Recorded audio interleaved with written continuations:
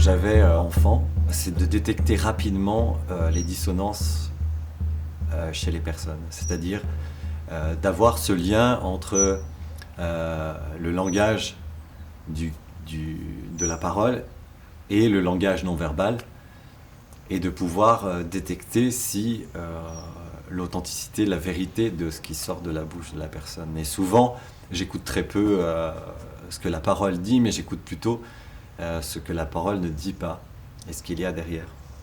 Et à travers ça, cette faculté m'a aidé à être toujours en recherche d'authenticité, d'être déjà dans mes relations.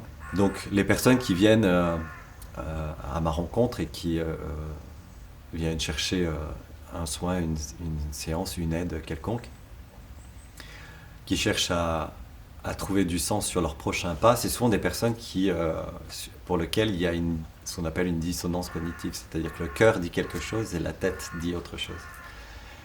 Et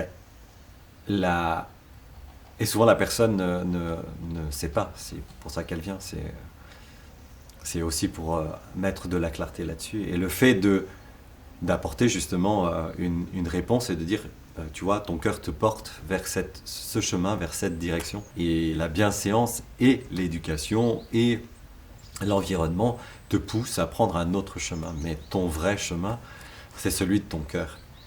Donc il y a souvent ce conflit interne et donc j'ai cette faculté de pouvoir détecter ces dissonances cognitives et d'avoir une lecture assez rapide, assez complète de la personne et de pouvoir l'accompagner de la meilleure des façons sur son prochain pas, sans aller trop vite, en respectant son rythme, en respectant son point de vue, son langage, parce qu'on est tous différents. Cet esprit corbeau... il faut bien qu'il s'exprime. Hein, moi. Et moi. On parlera de toi tout à l'heure, ça suffit bien là. Donc les gens qui viennent à toi, finalement, sont peut-être au bord de cette compréhension. C'est ça, ils savent qu'il y a quelque chose sans comprendre pour autant ce quoi. Souvent, j'ai très souvent des personnes qui arrivent ou qui m'appellent avant et qui me disent je sais pas, il fallait que je vous appelle et je sais pas pourquoi. Et ça, je trouve ça extraordinaire, ça m'émeut déjà rien que de le dire parce que c'est comme si le non-verbal avait déjà fait son travail et que le lien était déjà fait et que la personne ne sait pas vraiment pourquoi moi, pourquoi ce chemin, pourquoi un chaman, qu'est-ce qu'elle va trouver, qu'est-ce qu'elle va découvrir, mais pourtant elle est déjà en confiance et la magie du vivant, la magie